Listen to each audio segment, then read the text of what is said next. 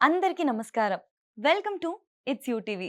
ప్రస్తుతం మనతో పాటున్నారు ముక్కామల పీఠాధిపతి శ్రీ శ్రీ శ్రీధర్ స్వామీజీ గారు. గురువుగారితో మాట్లాడి ద్వాదశ రాసుల వారికి కూడా శ్రీ పరాభవనామ సంవత్సరంలో ఆర్థిక పరంగా, ఆరోగ్యపరంగా అసలు అన్ని రంగాల వారికి ఏ విధంగా ఉండబోతుంది? ఎటువంటి జాగ్రత్తలు తీసుకోవాలి? పరిహారాలేంటి? ఏ దేవత ఆరాధన చేస్తే బాగుంటుంది? ఇవన్నీ కూడా గురువుగారితో మాట్లాడి తెలుసుకుందాం. నమస్కారం గురుగారు. శ్రీమాత్రే నమః.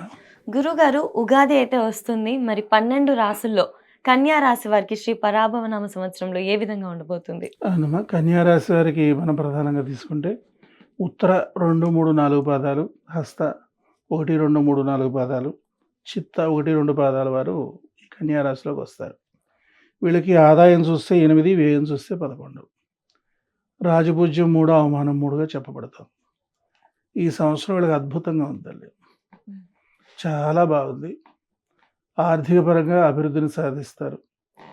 జనాలందరిలోనూ కూడా మంచి పేరు సంపాదిస్తారు. కుటుంబంలో కూడా అన్యోన్యతలు, ఆప్యాయతలు, ప్రేమ, అభిమానాలు పెరుగుతాయి. అది దంపతుల మధ్య కూడా చాలా బాగుంటుంది. సఖ్యతలు పెరుగుతాయి. తర్వాత అదేవిధంగా శుభకార్యాలు కూడా బాగా చేస్తారు. తర్వాత అలాగే తీర్థయాత్రలు సందర్శిస్తారు. దాన ధర్మాలు బాగా చేస్తారు. జనాదరణ ప్రధానంగా పొందుతారు. రుణాలు కూడా తీర్చేయగలుగుతారు. వాళ్ళకున్న అప్పులన్నీ కూడా తీర్చేసి చాలా ప్రశాంతంగా, ఆనందంగా నూతన వస్తు, వాహన, ఆభరణాలు కూడా వీళ్ళు కొనుగోలు చేసేదానికి అవకాశం ఓకే. బాగా కనబడుతుంది. అంటే వాహన యోగం ఉంది. వాహన యోగం ఉంది. తర్వాత అలాగే ఆభరణాలు ధరించేటువంటి యోగం కూడా బాగుంది వీళ్ళకి. గృహయోగం ఉందా గురుగారు? బాగుందమ్మా. గృహయోగం కూడా చాలా బాగుంది. ఓహ్!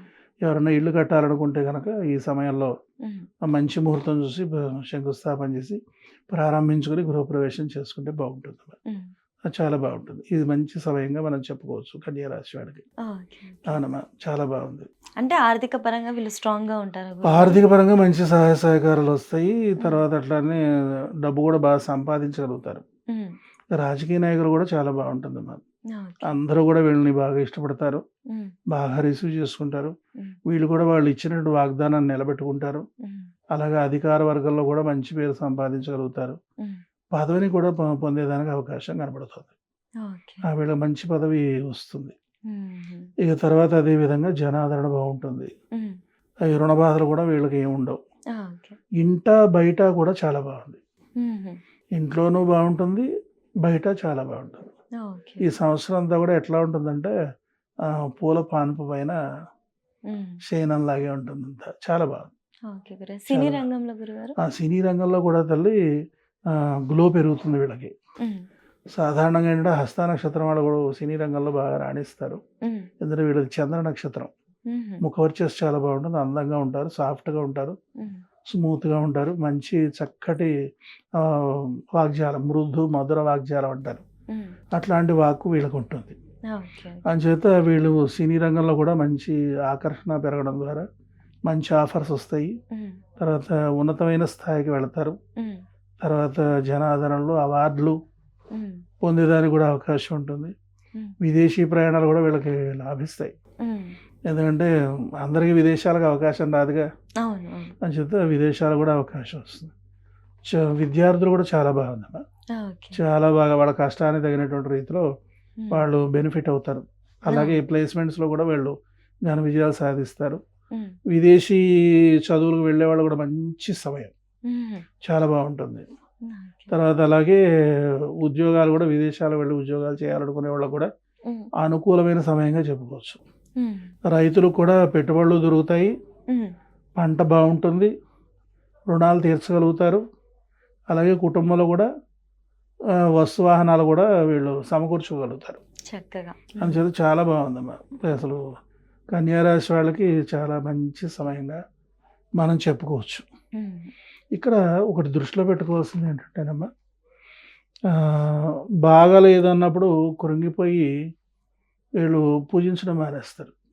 హుహు. భగవంతుని ఆరాధించడం భగవంతుడు మాకేం చేశాడులే హ్మ్. అన్నట్టు. బాగున్నప్పుడు సమయం ఉండదు భగవంతుని ఆరాధించడానికి. హ్మ్. ఒక్కటి గుర్తుపెట్టుకోవాల్సింది ఏంటంటే, నిత్యము చేసేటువంటి ఈ భగవదారాధన మనకి స్థిరమైనటువంటి రీతిలో కీర్తి, లాభ, ఐశ్వర్య ప్రాప్తి అనేది ఉంటుంది. హ్మ్. ఇది చాలా మంది గ్రహించరు. ఓకే. బాగున్నప్పుడు ఒక భగవంతుడు కానరాడు. హ్మ్.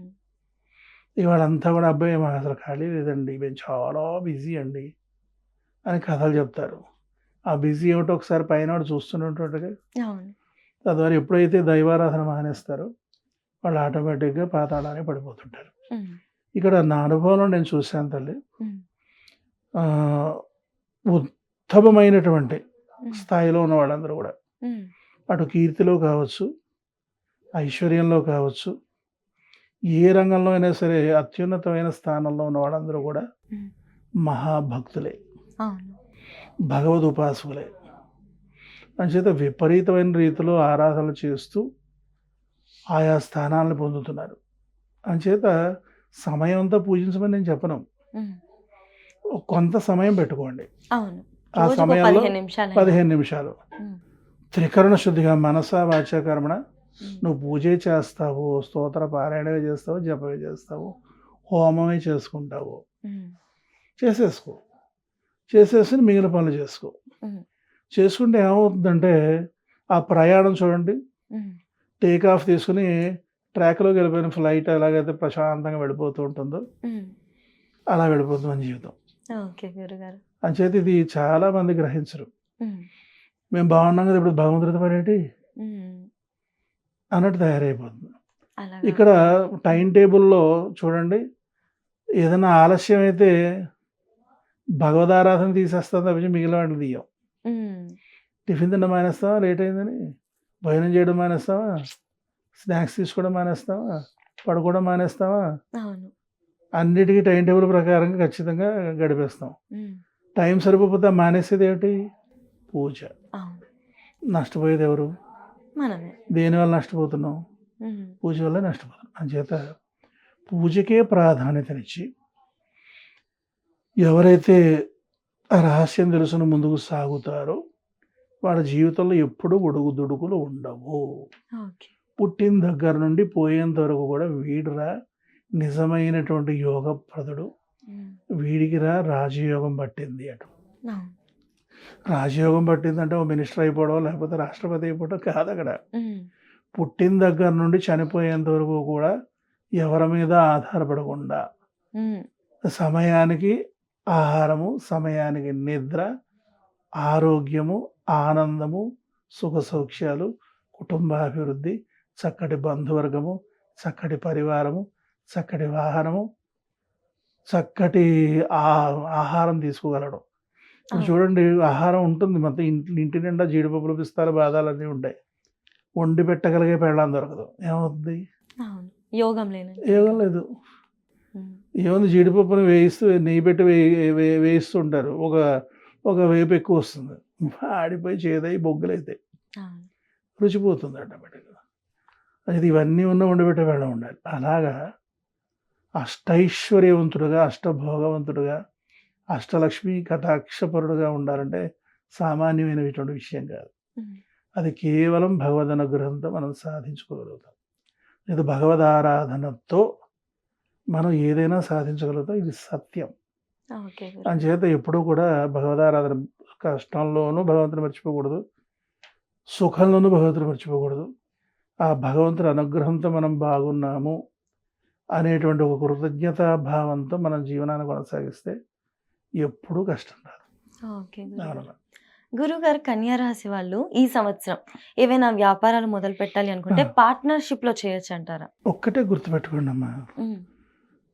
కలియుగంలో పార్ట్నర్‌షిప్‌లు వదిలిపెట్టడమే మంచిది. హ్మ్.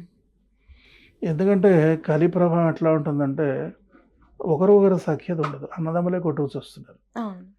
అంచేత రక్త సంబంధాలైనటువంటి పార్ట్నర్స్ హ్మ్. ఎంతవరకు సహకరిస్తారు? అవును. పార్ట్నర్స్ ఎప్పటికైనా కష్టపడి కలిసి ప్రారంభించినా హ్మ్. ఓ స్థాయికి వెళ్ళిపోయిన తర్వాత విడిపోతారు. ఓకే. విడిపోవడంలో కొంతమంది అందరూ లాభించరు. చాలామంది నష్టపోవడం అనేది జరుగుతుంది. హ్మ్. అంచేత స్వతంత్రంగా ఎంత స్థాయిలో మనం వ్యాపారం చేయగలమో అంత స్థాయిలో వ్యాపారం చేయడం అనేది హ్మ్. అన్ని విధాలుగాను కూడా మంచిది. ఓకే.